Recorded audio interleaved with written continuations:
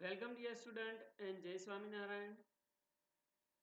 In this chapter up till now we will discuss about the work and the energy and the different types of the energy. Now dear student, in this video we will discuss about power, rate of energy, rate of work and the collision. Right, when the two bodies are collide, how the energy is conserved, how the momentum of the body is conserved, that we will discuss in this video. So let us start with the power. What do you mean by the power? The time rate of the work done or rate of time rate of the energy is called the power. Power is defined as the ratio of work done by object to the time interval or time taken to do this work, right? Or we can say that the normally time. So here the power is defined as the ratio of the work or energy to the time. Suppose an object completes a work delta W in a time interval delta T. So we can say that the power is equal to work divided by time, or we can say that the energy divided by time. So in case of the energy consumed by the object or energy consumed divided by time, we can take also this, right? So power is equal to work divided by time, or we can say that the energy consumed divided by time, right? So by the definition, what is the definition of the power? The power is defined as the ratio of work or energy consumed, right, to the time interval. So P, we get the power capital P is equal to delta W divided by delta T, right? From this, the SI unit of the power, SI unit of the work is a joule, SI unit of the energy is also joule. So work unit of the power P, joule per second. By the names of the James Watt, we take the SI unit of the power is a 1 watt, right? So 1 watt is equal to 1 joule per second. So now what is the 1 watt power, right? What is the definition of the 1 watt power? If the 1 joule work is done in a 1 second, we can say that the power is a 1 watt, right? So if the 1 joule energy is consumed in a 1 second, we can say that the power is a 1 watt, right? Or in case of the work, if 1 joule work is done in a 1 second, the power is a 1 watt, right? Dimensional formula of the power you know, m1 L2 T minus 3, right? So now we know that the power P is equal to delta W by delta T, right? Where delta W is the work done. So to do a work on the object, we require to apply a force, right? And when we applying the force on the object, the force is the object is displaced in the direction of the force, and then we can say that the work is done. So suppose we consider that an object having a mass m, and by applying a force m, the object is displaced in the direction of the force delta x. So by the definition of the work, delta w is equal to force into displacement delta x. So suppose we consider like this. So consider an object, and when we applying a force F on the object is displaced by a delta x in a time interval delta t. So what amount of the work is to be done on the object? The force into displacement F into delta x is the work, and work done divided by time, that is called the power. So work done delta W is equal to F delta X. So from the definition of the power, work done divided by time is a power. So power P is equal to F into delta X divided by T. But we know that F into delta X by delta T is a, so here delta X by delta T, right? That is the change in the displacement divided by time interval, that is called the velocity, right? So here the force F is a vector quantity, velocity is also a vector quantity, but power is a scalar quantity. So power is a dot product of the force and the velocity. We can write like this also. P is equal to F vector dot V vector, right?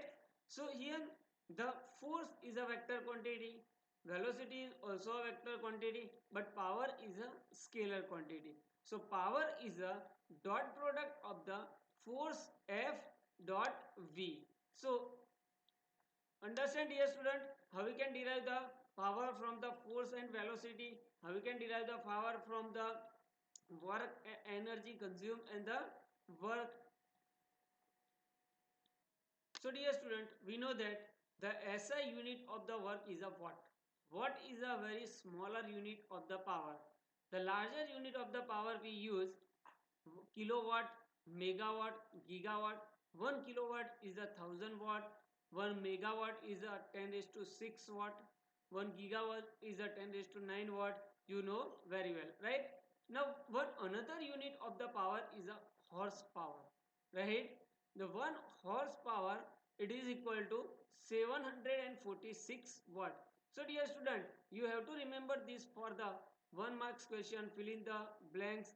MCQ that also asks, and in the some example we need to convert the horsepower into watt and watt into horsepower. So 1 horsepower is the unit of the power, and 1 horsepower is equal to 746 watt.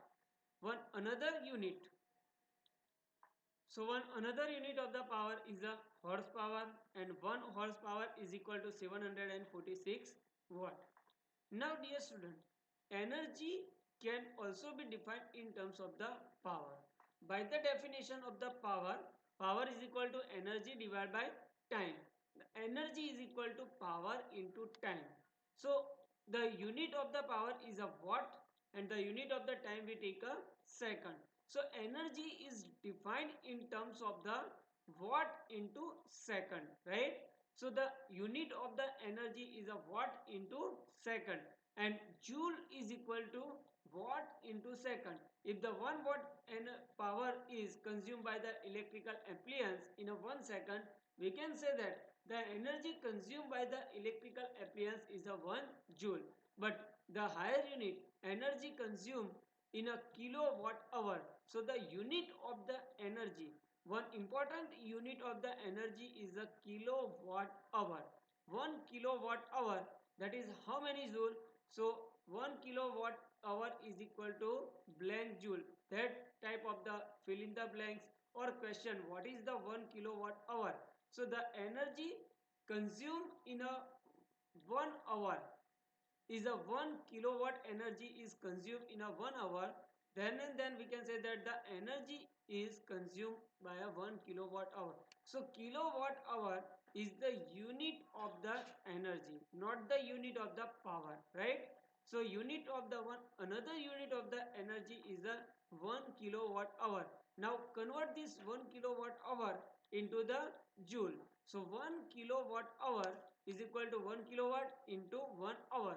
So 1 kilowatt, that is a 1000 joule per second, right?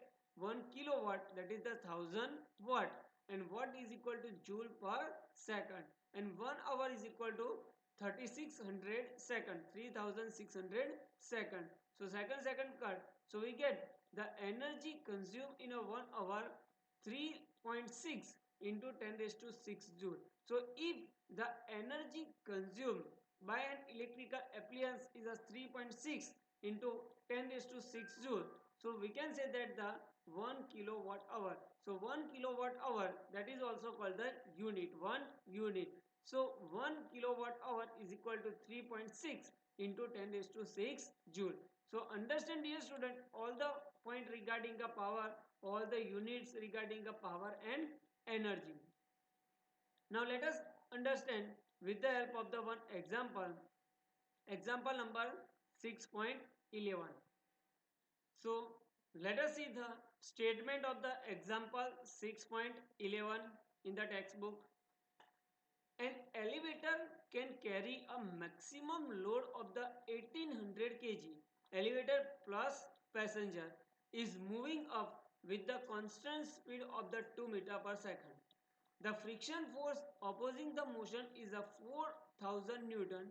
Determine the minimum power delivered by the motor to the elevator in watt as well as in the horsepower, right?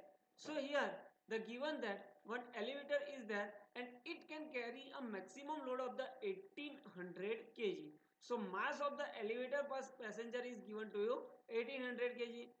It moving with the constant speed in the upper direction with the 2 meter per second with the friction force opposing the motion is a 4000 Newton. We need to determine the power delivered by the motor to the elevator, right? So here, so here the mass of the elevator per passenger is 1800 kg. So the gravitational force exerted in the downward direction F is equal to m into g, right? So mass 1800, g we take for a simplicity 10 or 9.8. We get the gravitational force or the weight force of the elevator plus passenger and it is in the downward direction 18,000 Newton. Now elevator is moving with the constant speed with the 2 meter per second in the upward direction, right? And the friction force, opposing friction force is in the downward direction. What amount of the friction force? 4000 Newton friction force opposing the motion of the elevator, right?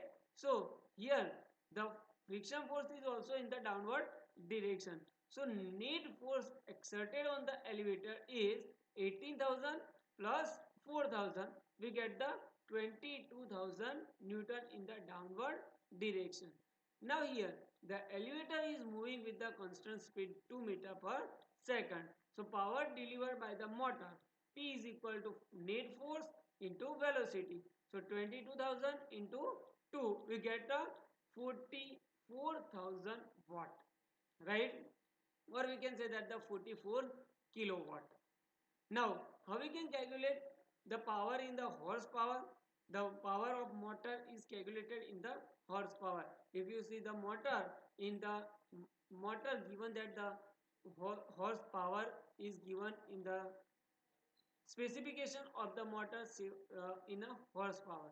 So how we this convert the watt or kilowatt into the horsepower? So here the power 1 horsepower is equal to 746 watt. So 1 watt is equal to 1 divided by 746. So power P is equal to 44,000 divided by 746. We get approximately 58.98 horsepower or 59 horsepower, right? So power delivered by the motor is a 59 horsepower. Understand, dear student, this example? So now, dear student, we will take the exercise 6.9. Let us see the statement of the exercise 6.9.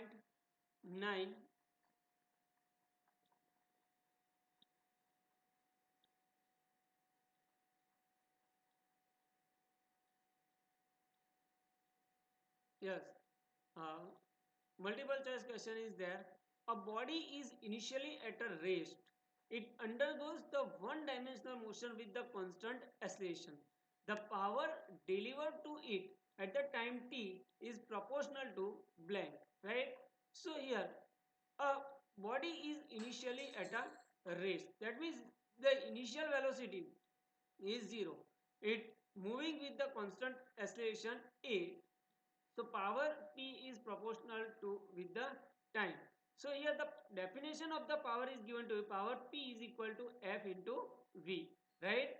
So but the force acting on the object with the constant acceleration F is equal to ma according to the Newton's second law. So instead of this F we put a m into a. So power P is equal to mav. But here the body is moving with the constant acceleration a. We use the equation of the constant acceleration v is equal to v0 plus at. Here the initial velocity of the body is 0. So we take a v0 is equal to 0. V is equal to a into t. So put v is equal to a into t. we get the power P is equal to ma into a into t. So here the power P is equal to m a square t. So let us see this equation. The mass of the body is constant, acceleration is constant. So we can say that the power delivered is directly proportional to the time t, right? So the answer is option number 2, right? The power delivered to it at a time t is proportional to a time t, right? Now, question number 6.10. A body is moving unidirectionally under the influence of the source of a constant power. A body is moving in a same direction with the constant power P. It's the displacement in a time t is proportional. Displacement is proportional to the time t in what factor, right? So we need to find here the displacement. So let us see the answer. Here the power is constant. So similarly with the previous example, P is equal to F into V. We take the F is equal to ma into according to the Newton second law. But here the acceleration, by the definition of the acceleration A is equal to dv by dt. So m is equal to F is equal to m into dv by dt. So put this formula in the power. P is equal to, instead of this F we put a m into dv by dt into V, right? So we get power P divided, take the V on the other side and dt on the other side. P divided by m is equal into dt is equal to V dv, right? So V dv is equal to P divided by m. P power is constant and m mass is constant. Take this K. So V into dv is equal to K into dt. Now integrating both sides. Integration of V dv is equal to integration of K dt. So we take a V integration of V dv, V square by 2 is equal to integration of K dt. K is a constant and integration of dt is a t. So we get a K into t, right? So here the V square is proportional to t. Sometimes in the question the velocity is proportional to the time. So velocity is proportional to the under root of a t, right? So that is the one intermediate question that also asked in the examination, that is the velocity with the time is proportional to what vector. So here the velocity of the object is proportional to the under root of a t. Now we take the further, right? From this formula we get the v square is equal to under root of 2kt.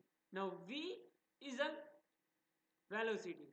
So what is the formula of the velocity? Rate of change of displacement is called the velocity. So instead of this v, we take a dx by dt is equal to under root of 2kt. Now take the dt on the other side, we get that dx is equal to under root of 2kt dt, right? So here under root of 2k constant, we take the further constant k dash and under root t dt. So dx is equal to k dash under root of t, that is the t raised to 1 half into dt, right? Now integrating both sides, integration of dx is equal to integration of k under root of t, that is the t raised to 1 by 2 into dt. Now integration of dx is a x is equal to integration of t raised to 1 by 2 dt. So how we can integrate the power? Power is increased by a 1 and this power is divided by. So here t raised to 1 by 2 integration of t raised to 1 by 2 dt is equal to t raised to 1 by 2 plus 1 divided by 1 by 2 plus 1. So here k dash and 3 by 2 is a constant. So we can say that the displacement x is proportional to t raised to 3 by 2, right? So here the option is, right answer is, so third answer, t raised to 3 by 2 displacement is proportional to the t raised to 3 by 2. So understand dear student both the question answer, right? How you can with the power constant, with the use of the formula of the integration, we can solve these two questions.